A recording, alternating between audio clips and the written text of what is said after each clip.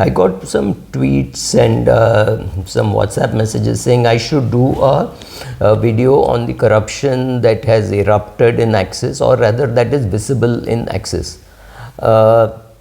This is not the first case that is coming up. There is one more case which I know which happened, but that got nipped in the bud. It did not come out, and that was not so much about an asset management company. It was more about a broking company. But I'll not talk about that. I'll talk about this. One, drinking is dangerous for your wealth. Sorry, when you drink and you start blabbering and you talk about it, then you don't know how much you are talking, and people find out. So there was this fund manager, I'm not naming him, but he's part of Axis, and now recently they have found 57 crores of fixed deposits, and he had already said that he had bragged about multiple real estate in Mumbai, at least in Mumbai. I do not know whether he had other cities also.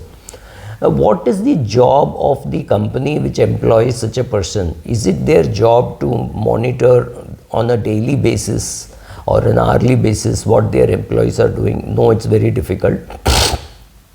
But you have to take annual declarations showing what are the assets that they own, what are the assets that their wives own, what are the assets that are there in their children's name or parents' name. I would say anybody whom they can influence, right? That universe has to be defined. He has to say, or the fund manager, he or she has to say, these are the people on whom I have influence, who listen to me, and therefore you create that list the day that person joins. Could be mother, father, grandfather, grandmother, mother-in-law, father-in-law, brother-in-law, could be anybody. That full list, whether they are in India or whether they are abroad, that create that list and start monitoring the assets.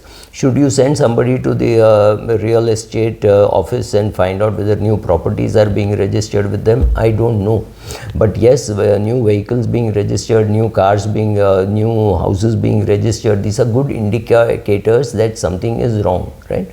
That but the problem is two people earning 2 crores can be spending very differently. One could be spending 10 lakhs a year and saving 1 crore 90. Somebody could be spending 1 crore 80 and saving or investing 20. Both are possible. Somebody says, I will spend. You cannot judge a person just by the spending. You will have to judge a person by the cash flow which they are using for the spending. And maybe they are not saving anything for their old age. That's perfectly all right. That's their problem.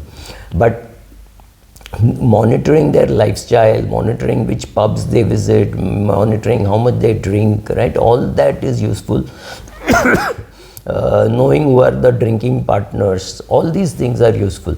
Can you, I remember doing a due diligence for a Singapore-based company. They wanted to invest in I think it was an Indore-based company, and the kind of questions that they had asked, which had to be found out, not by me but by somebody else, because I got the whole brochure.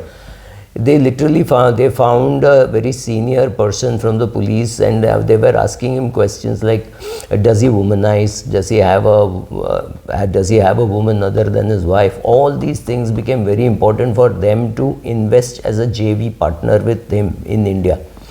They invested in South Indian group, and they were very happy with what happened. Then they invested in another Indore-based group. They were happy. Then they invested in another Indore-based group. They were very unhappy. But the kind of questions they were asking, the database that they were building.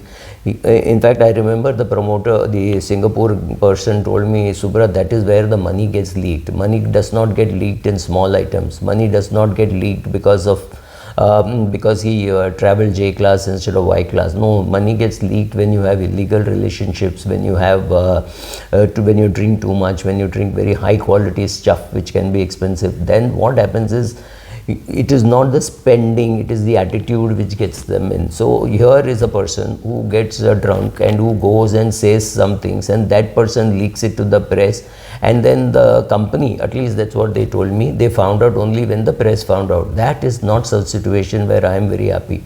If you have no method of finding out about these things, if your internal audit and nobody knows what's happening, if you have never ever done a check on your employees who are who are supposed to be fiduciary, so they are supposed to put company's interest before them. there is some mechanism which is missing, right? You have to, I mean, the same thing is what I said even when Franklin Templeton debt fund got into trouble. What the fund manager did, we know. What about the controls and balances around them? What was the head of risk doing? What was the head of, what was his boss doing? What was the team which was supposed to handle doing? What were the trustees doing? What were the directors doing? These questions worry me more than what one person did. Every system, there will be somebody who tries to break, but the system did not prevent this guy from breaking. System did not prevent this guy from doing what he was doing, nor did the system throw out any warning. This came complete, I mean, call it serendipity or whatever you want to call it. He just went for a vacation, got drunk, spoke about it, leaked it, and then the whole thing comes out. This, I think, is very scary, but it's, I don't know how else. Many of these insider trading and all come out only by this. You go and tell your girlfriend, you tell your mother, you do something other than your drinking partners, and suddenly it spurts from somewhere. So I'm very unhappy by the way this came out, because there is nothing in the system for this to be brought out. This is scary and very scary. Would I invest, would I remove all my money in Axis Mutual Fund? Maybe, maybe not, but I'm not in a great position to talk because I don't have a great position in that. Yesterday, Shyam Shekhar of I Thought, yesterday, I mean, this is being recorded on 19th.